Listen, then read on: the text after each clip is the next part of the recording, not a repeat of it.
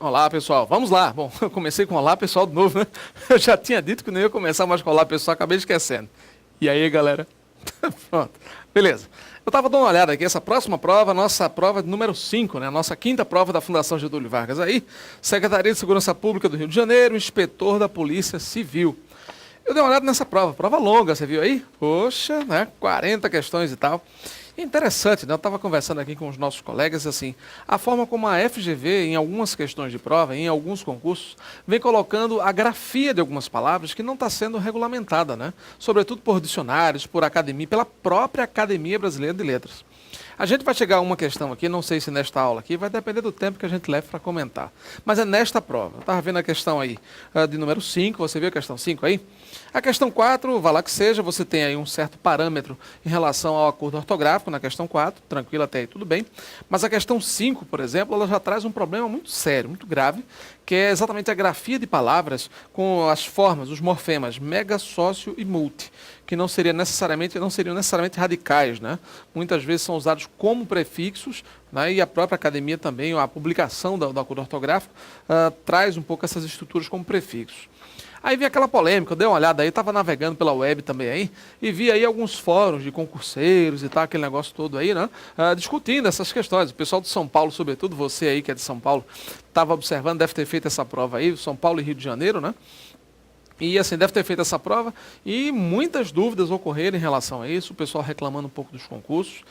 Mas assim, o que me preocupou realmente, eu estava conversando aqui com o pessoal, era de que forma você que está estudando em casa aí, está trabalhando, está se esforçando e tal, como é que você poderia se deparar, por exemplo, com palavras como essas, né, e grafias exóticas que a FGV coloca em algumas provas dela, que sequer estão regulamentadas pelos melhores dicionários do Brasil.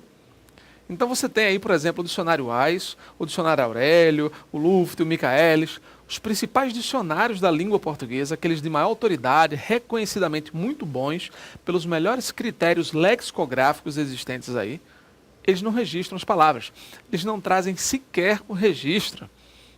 Aí você vai para a web, vai para o próprio site da academia. Eu vou mostrar para vocês depois. Eu mandei um e-mail agora essa semana, depois que eu estava em contato com essa prova, analisando, para discutir aqui com vocês, para a gente estar conversando aqui sobre a resolução dessas provas. Eu enviei um e-mail para a Academia Brasileira de Letras. Eu sugiro que qualquer coisa você possa até de repente fazer o mesmo também, né? Quer queira, quer não. É o órgão máximo que temos aqui no Brasil para consulta de palavras. Porque você deve se recordar que eu citei para vocês aqui aquele site do vocabulário da ABL, lembra? Que eu recomendei para vocês? Está lembrado? Pois é. Vocabulário, ABL. A gente pode fazer aqui depois na navegação uma simulação aqui para você ver.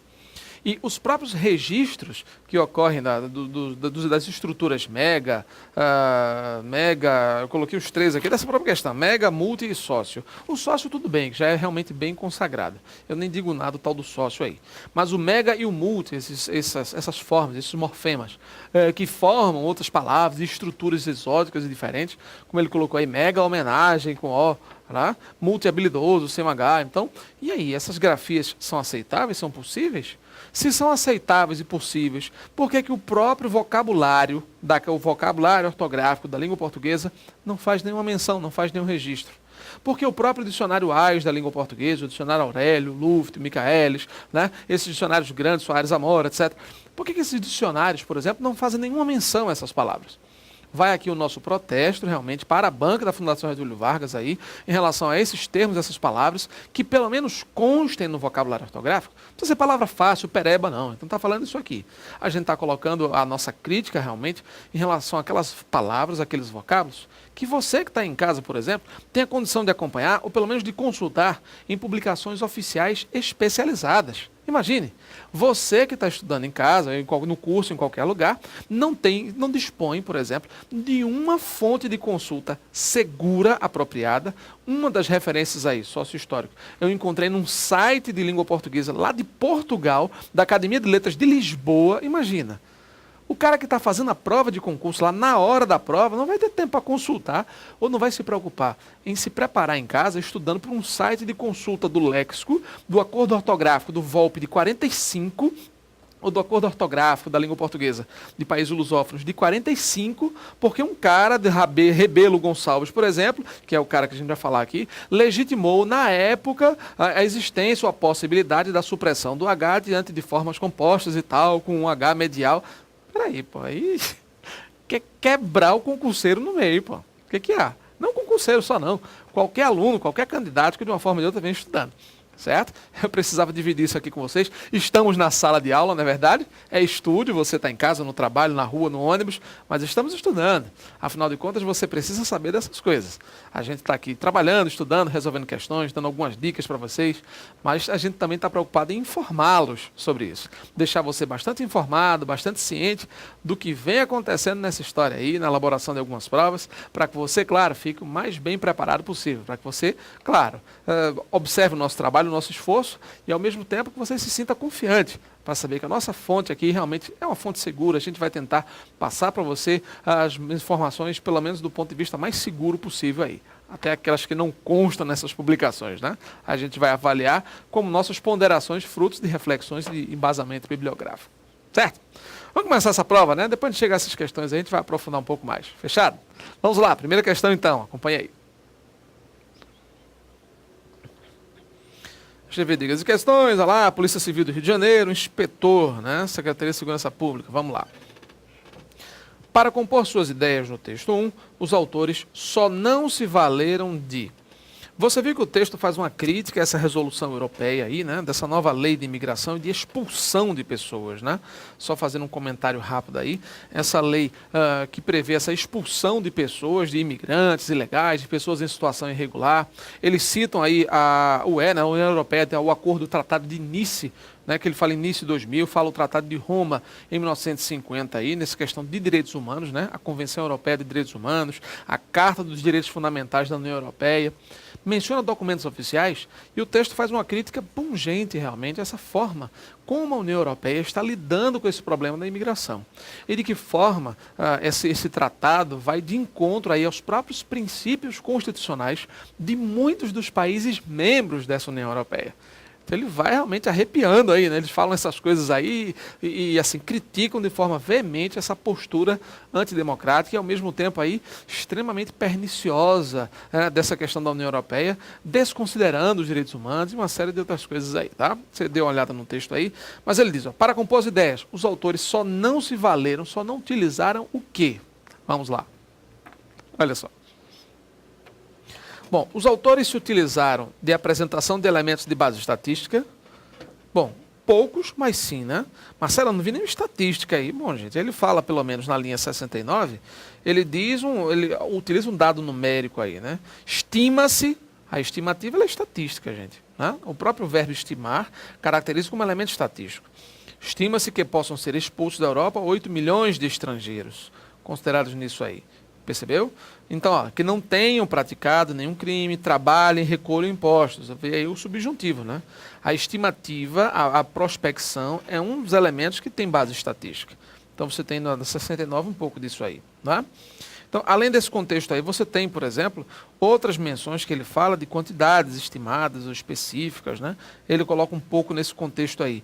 Referências em relação a condição de estrangeiros, mas assim, a tentar quantificar, né, um pouco nesse contexto aí a situação, tá? Comparações, ele faz, né, ele cita aí a questão da União Europeia com os Estados Unidos, lembra? Ele cita o exemplo dos norte-americanos em relação a isso, né? Ele diz, somando-se essa possibilidade, a fresca barbárie do governo republicano dos Estados Unidos. Ele cita isso na linha 73. Ele compara um pouco esse contexto aí, nessa visão norte-americana, e também compara essa diretiva da vergonha em relação ao Tratado de Lisboa e outras coisas, e outras medidas xenófobas aí, né? Questionamentos, sim. Ele coloca, do ponto de vista de questionamentos, ele também se utiliza seguramente em relação a uma série de coisas. Né? Até que ponto, aqui, não, além dessa questão, dessa atitude dele, até que ponto isso realmente vai dar certo? Então, havendo esse número elevado, por exemplo, aqui, as famílias podem ser separadas, por que isso aí? Por que essas situações, de uma forma ou de outra, estão indo de encontro ao próprio Tratado de início de 2000, a Convenção Europeia de Direitos Humanos de 1950, entre outras coisas, certo? Então, existem questionamentos pontuais assim, mas de maneira indireta, né? Certo? Mas ele realmente questiona a validade disso e tudo mais, tá? Vamos lá. Citações. Bom, citações ele também utiliza, né? Quando ele diz os chefes de Estado da região do Mercosul se uniram, emitiram um protesto em relação a isso, ele cita o papel e a referência dos chefes de Estado. Ele também fala, vamos dizer assim, de outros contextos, né, quando ele diz na linha 44, a comunidade internacional não exagerou ao apelidá-la de diretiva da vergonha. Ele cita, ele diz que essa comunidade apelidou o tratado aí de diretiva da vergonha. Então ele faz menções. A citação não é direta, são citações indiretas, tá, gente? As citações não são diretas, são indiretas, mas ele realmente menciona o contexto aí dessas referências. A letra E, claro, aparece aí como uma resposta adequada, como a melhor resposta nesse contexto, para uma questão simples. Argumentos referendados por órgãos de credibilidade. Bom, Marcelo, mas ele não fala aí a questão do Mercosul? Mercosul não é um órgão. Não, mas ele não cita também essa questão da diretiva, dos outros tratados? Ele não cita um órgão específico. Ele não argumenta com base nesses órgãos, percebeu? Ele faz questionamentos, no primeiro parágrafo ele faz um bocado. O Estado não quis conceder, será que é assim mesmo portador de deficiência? Ele questiona logo no primeiro parágrafo. O primeiro parágrafo teve de questionamento, as citações são indiretas, mas argumentos, gente, referendados e atestados por órgãos de credibilidade, não, isso aí realmente não acontece, tá? A argumentação alicerçadas nesses órgãos ou chanceladas por esses órgãos de credibilidade, isso aí realmente não acontece. Certo, pessoal? Tranquilo? Belezinha? Ok. Questão 1, portanto, resposta certa, letra E. Vamos para a questão 2. A respeito do texto 1, analise as afirmativas a seguir. Vamos lá. O texto aponta uma contradição entre a ideia de união da Europa e sua real política de exclusão. Verdadeiríssimo, né? Como é que ele fala? União Europeia, a união de todos, a Convenção dos Direitos e tal, e aprova, por exemplo, diretivas de exclusão de pessoas, de política que desrespeita propriamente aí, né, as políticas que vão de encontro aos direitos humanos. Ele realmente mostra uma contradição. Perfeito, o item 1 está perfeito realmente, né? Nenhum problema em relação a isso aí. A real política, né? Ou seja, União Europeia ou desunião europeia, né? Aquela velha ou exclusão europeia. A gente vai pegar tudo com ão aí e associar a esse papelão também, né, com ão da União Europeia. Aí. Beleza. 2. O texto representa um desabafo em tom emotivo por parte dos autores. Gente, desabafo não foi. Em tom emotivo, não estavam nem um pouco emocionados, estavam revoltados. O tom emotivo não é de emoção, de tristeza, ele pode até ser um tom subjetivo, né, categórico, mas o texto ele é opinativo, argumentativo, de caráter opinativo.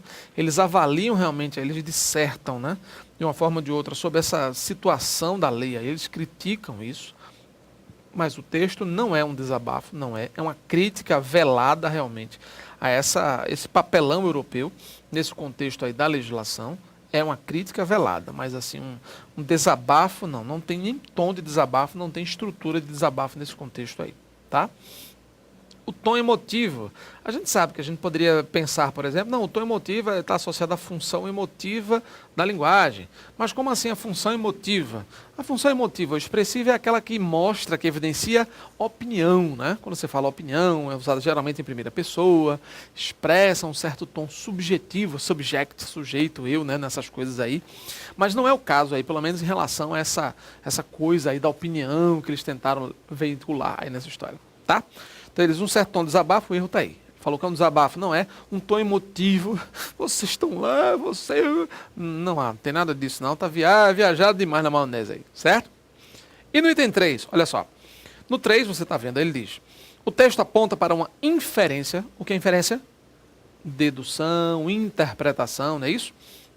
O texto aponta para uma inferência dos Estados europeus como não solidários. O que você acha? Qual foi a inferência? Veja, inferência é interpretação. A afirmação não precisa ser clara, o texto não precisa trazer com clareza, não, realmente.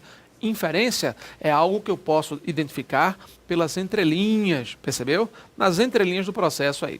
Dê uma olhada, por exemplo, aí no último parágrafo, ele diz assim, ó, na linha 80, a Europa, né? Só faltava dizer isso agora. A Europa, fala devagar, professor, acho que é isso. Olha aí. A Europa... Não, tá saindo mesmo. A Europa crava. Eu acho que é isso. Eu acho que o trava-língua está no tal do crava, que vem logo depois. A Europa crava tristes trópicos. Lê, vá, lê você, vá. Quero ver você lendo, vá, lê, bem rápido aí, vá. Não, vá, é nessa frase, essa frase aqui, vá, pode ler. A Europa crava tristes trópicos em si mesma. Eita, vá, só a primeira frase, vá, rápido. Você, vai, o tempo tá acabando, já estourou, vá, pai. Hã? Não, vá, de novo. Mais rápido, vá. A Europa crava. Vá, você tá rindo de mim porque eu tava errando a leitura aqui? Vá, rapaz. É, professor, você lendo errado aí, rapaz. Vá, tá rindo? Lê. Leia rapidinho aqui, rapaz. Lê, vá. Lê, vá. A Europa, vá. A Europa, vá. Aqui. A Europa crava tristes trópicos em si mesma. Ah, agora já se acostumou, né?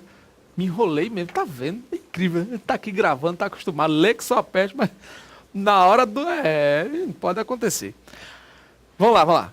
A Europa crava tristes trópicos em si mesma. Aí, professor. Aí, doido. Demorou, né? Vamos lá. Aí depois ele diz...